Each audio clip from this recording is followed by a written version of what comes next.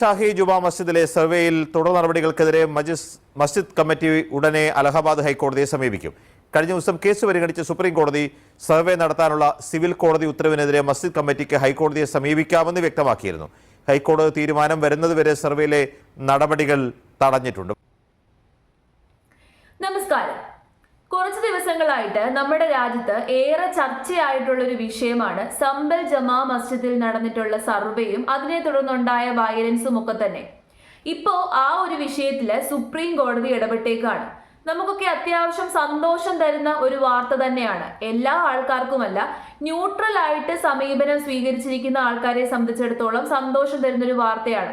കാരണം നമുക്ക് എങ്ങു നിന്നും ഒരു ആശ്രയം കിട്ടിയില്ലെങ്കിൽ അവസാനത്തെ ആശ്രയമായിട്ട് നമ്മൾ പോകുന്നത് ജുഡീഷ്യറിയുടെ അടുത്താണ്. നമ്മുടെ രാജ്യത്ത് ജുഡീഷ്യറിയുടെ ഭാഗത്ത് നിന്ന് തീർച്ചയായിട്ടും ന്യൂട്രൽ ആയിട്ടുള്ള ഒരു സമീപനമായിരിക്കും ഉണ്ടാകുന്നത് എന്ന് നമ്മൾ ഇപ്പോഴും പ്രതീക്ഷിക്കുന്നുണ്ട്. അപ്പൊ ഈ വിഷയത്തിൽ സുപ്രീം കോടതി ഇടപെട്ടേക്കാണ്. അവിടെ ഉണ്ടായിരുന്ന ആ സർവേ നടപടികളൊക്കെ തന്നെ നിർത്തിവെക്കാൻ വേണ്ടിയിട്ട് സുപ്രീം കോടതി ആവശ്യപ്പെട്ടേക്കാണ്. അതുകൂടാതെ തന്നെ ഈ കേസുമായിട്ട് ഹൈക്കോടതിയെ സമീപിക്കാനും ഹൈക്കോടതിയുടെ ഭാഗത്ത് നിന്ന് ഒരു വിധി വരുന്നിടം വരെ അവിടെ ഇനി ഒരു കാര്യവും ഉണ്ടാകാൻ പാടില്ല എന്ന് സ്ട്രിക്റ്റ് ആയിട്ട് ഡിസ്ട്രിക്ട് മജിസ്ട്രേറ്റിന് നിർദ്ദേശം നൽകിയേക്കാണ്.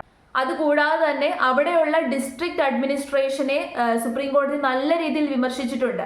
കാരണം അവരുടെ ഭാഗത്തു നിന്നുണ്ടായ നടപടി എന്ന് പറയുന്നത് ഒരിക്കലും ശരിയായില്ല. പ്രകോപനം സൃഷ്ടിക്കുന്ന രീതിയിലുള്ള ഒരു നടപടിയാണ് അവിടുത്തെ ഡിസ്ട്രിക്ട് അഡ്മിനിസ്ട്രേഷന്റെ ഭാഗത്തു നിന്നുണ്ടായത്. കാരണം സുപ്രീം കോടതി ഇവിടെ പറഞ്ഞു വെക്കുന്നുണ്ട്, നമ്മുടെ എപ്പോഴത്തെയും പ്രധാനപ്പെട്ട ലക്ഷ്യം എന്ന് പറയുന്നത് പീസും ഹാർമണിയും ആയിരിക്കണം.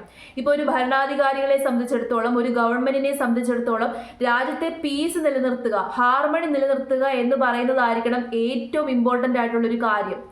അതിന് വേണം ആദ്യം മുൻതൂക്കം നൽകാൻ വേണ്ടിയിട്ട്. ബാക്കി എന്ത് കാര്യത്തെക്കാട്ടിലും പീസും ഹാർമണിയും, സമാധാനവും സന്തോഷവും ഒത്തൊരുമയും ഇല്ലെന്നുണ്ടെങ്കിൽ ആ രാജ്യത്തിന്റെ നിലനിൽപ്പ് തന്നെ അത് അഫക്റ്റ് ചെയ്യും. അപ്പം എപ്പോഴും ഭരണാധികാരികൾ ന്യൂട്രൽ ആയിട്ടുള്ള ഒരു സമീപനം വേണം സ്വീകരിക്കാൻ. ഇവിടെ സമ്പൽ ഡിസ്ട്രിക്ട് അഡ്മിനിസ്ട്രേഷൻ അങ്ങനെ ന്യൂട്രൽ ആയിട്ടുള്ള ഒരു സമീപനമല്ല സ്വീകരിച്ചത്.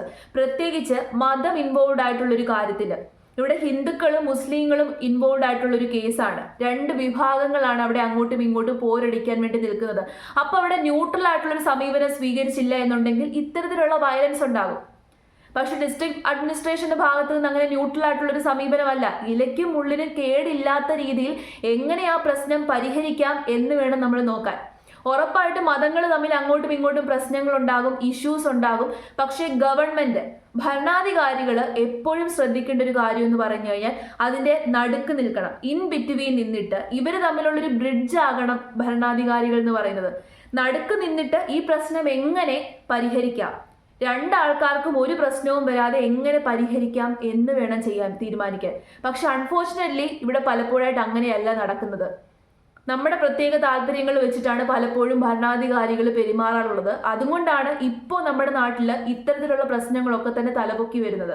അപ്പൊ അങ്ങനെ ഉണ്ടാകാതെ ഇരിക്കണമെന്നുണ്ടെങ്കിൽ ഇതുപോലെ ന്യൂട്രൽ ആയിട്ടുള്ള ഒരു സമീപനം വേണം സ്വീകരിക്കാനാണ് സുപ്രീം കോടതി പറഞ്ഞു വെക്കുന്നത്. അപ്പൊ ഏതായാലും ഈ കാര്യത്തിൽ അതുപോലെയുള്ളൊരു വിധി വരട്ടെ എന്ന് നമുക്ക് ആഗ്രഹിക്കാം.